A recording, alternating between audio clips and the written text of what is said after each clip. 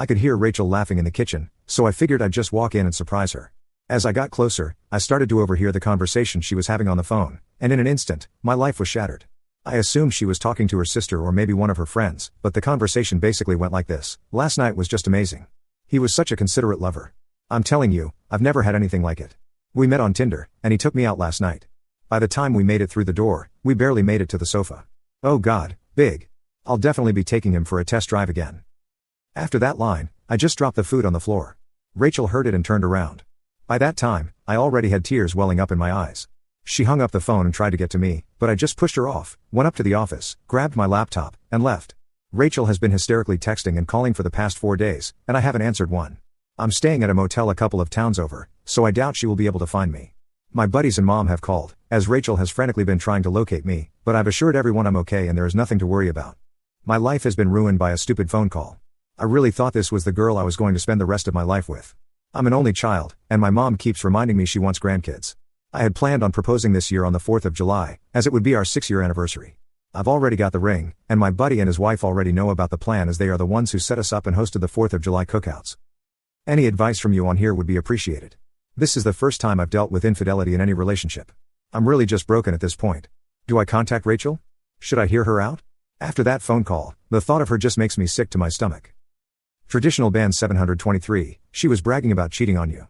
You will never forget what you heard. Time to move on. Boston Dana 22, to add to this, she showed you who she is. Be glad you learned now and not after being married for many years. Bushy Boy 1973, you have already heard everything from her you need. Don't look back. Best case scenario, arrange for your friends to collect your things and never speak to her again. The only closure to be had in this is from her side. Never give her a chance to apologize. Don't talk to her friends, or if your mutuals try to give you a message from her, ghost them too. Make a post to social media explaining what happened. Tag her. My name is not Chuck, you probably can't imagine doing this to her. You will want to try and understand and fix things. You'll try to be a pick-me. Make it loud in public so you can't go back. You dodged a bullet, trust me. I found out this past year that half my life is a lie. After 27 years together, with 3 kids, my wife cheated on me multiple times over those years.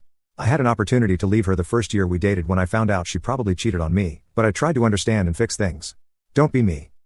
I have had a very stressful week, and while I did not feel up to replying to anyone's posts, I want you all to know that I read them and your words helped me through the week.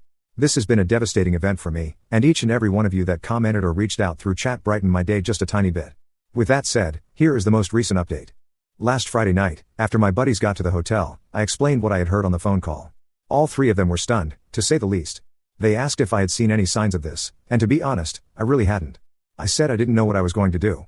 I informed my one buddy that the proposal was off, and given the circumstances, he completely understood.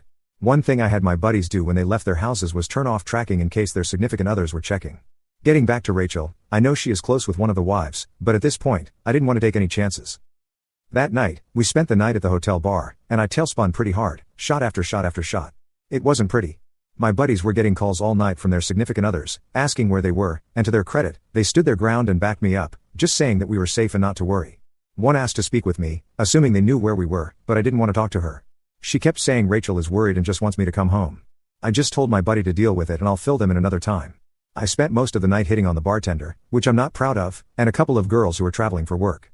The next day, I thanked them all for spending time with me, and they took off back home. This week, I had one of my buddies scope out the house we were renting, as it was on his way to work and he gets to work after Rachel and I would have already left for the day. Rachel had taken Monday and Tuesday off but went back to work on Wednesday. As soon as he informed me of this, I went to the house and started packing as much stuff as I could. The house was a mess, dishes in the sink, clothes lying everywhere, trash full of takeout and ordered food. It took me about 3.5 hours to get all my crap out.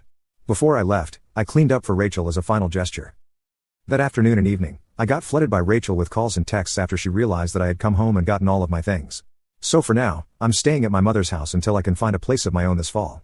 I spoke with the landlord, and without Rachel's signature, he won't remove me from the lease, meaning I will have to cover my half of it until October.